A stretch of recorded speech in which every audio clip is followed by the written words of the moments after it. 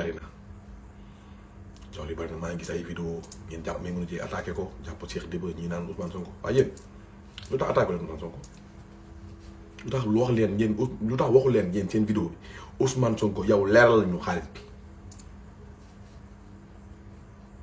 en commençant par Diop Taïf Diop man du ma la attaqué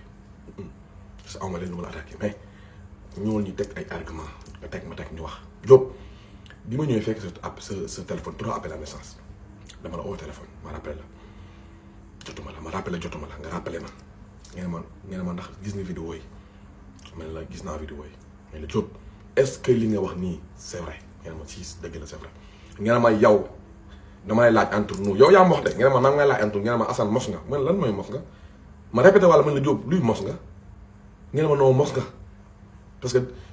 bàjjen mi mën a jéem mën na ko yow Diop tu te rends compte yow est-ce que yow yaa ngi réfléchir yow à ce point est-ce que Diop yaa ngi réfléchir à ce point Diop man nerf sciatique laa yor man dëgg la dañ ma war a opérer d'accord mais maa ngi faj sama bopp maa ngi naan sumay garab xam nga garabu nerf sciatique ñëpp xam nañ ko garabu nerf sciatique da ngay jóg fajar dem géej nage wala da ngay nager nga dem féey loolu moo koy dindi à part ça bu ñu demee ba xool ne yow mii la war a opérer ñu opérer ko dindi ko mais man Diop amoo problème man maa ngi dox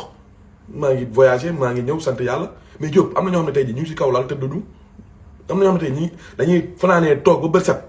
te Diop man dem naa à leur rencontre man dem naa rencontre leen man am na ñu xam ñu bëri ñu ngi Bignona Diop tey am na ñoo xam ne ñu ngi faatu Diop lii ampleur bi mu mën indi bàyyi leen wax ji liñ si war a def dina ko def Ousmane Sonko xam na li mu war a def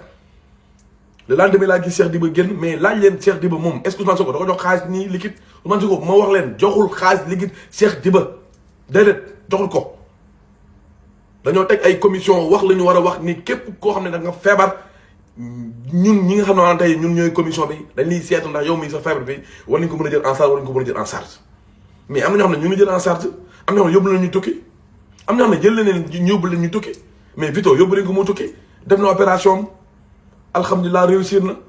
keneen mais Diop ampleur bi ngeen bëgg a jël affaire jarul ngeen ciy wax ngeen di attaquer Maimouna Dièye de gauche de droite est-ce que xam nga ngeen benn affaire yéen bi Maimouna Dièye di ànd ak Ousmane Sonko man dëgg ma moo neex man en 2015 c'est lui Maimouna Dièye boobu moom mu président Ousmane Sonko moo na ma kaay yow man sa bàjjan laa ñëwal nga ànd ak kii ci laa xamee Ousmane Sonko ci laa mais sonn lu ma benn yoon Ousmane Sonko da ngaa war a faj par force te damaa yore nerf sciatique